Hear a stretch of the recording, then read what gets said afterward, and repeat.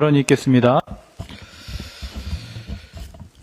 윤석열 대통령은 거짓말과 자기 변명으로 워터게이트를 덮었던 닉슨의 최후를 기억하십시오. 윤석열 대통령이 오늘 대국민 기자회견을 합니다. 명태균과 직접 통화하는 녹취가 공개됐어도 덕담을 한 것이라며 말도 안 되는 변명을 늘어놓았는데 이제는 뭐라고 변명할 생각입니까? 거짓말과 자기 변명으로는 이 사태를 수습할 수 없습니다. 마음에도 없는 사과와 권력 유지를 위한 정략적인 제안도 국민이 받아들이지 않을 것입니다.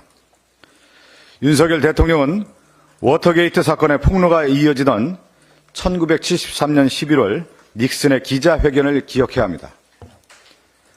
닉슨이 워터게이트 사건이 불거지자 1973년 11월 17일 기자회견을 합니다.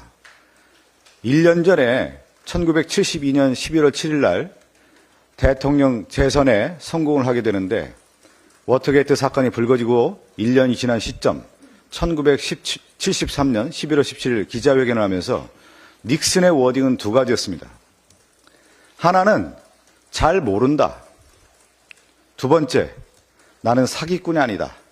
이 말로 워터게이트를 덮었지만 추후에 결정적인 제보가 들어옵니다.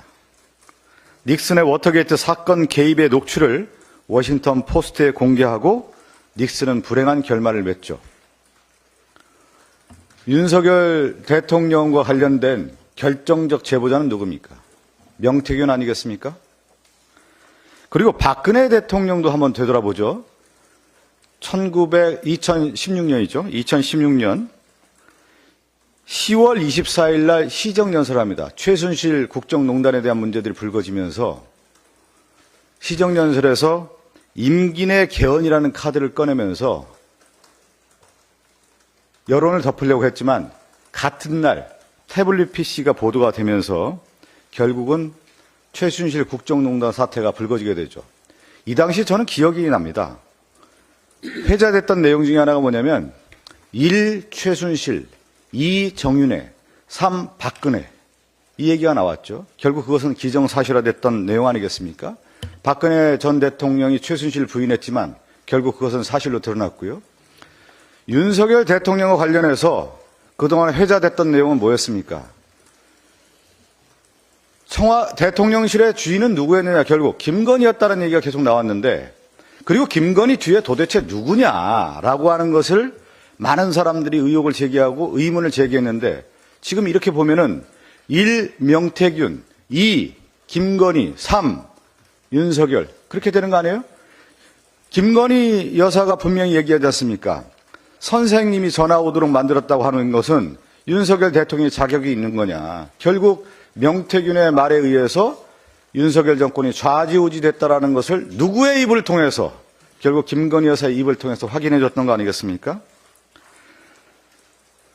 적당한 수준으로 사과하고 때우고 변명으로 때우고 거짓말로 때운다고 진실이 가려지지 않을 것입니다.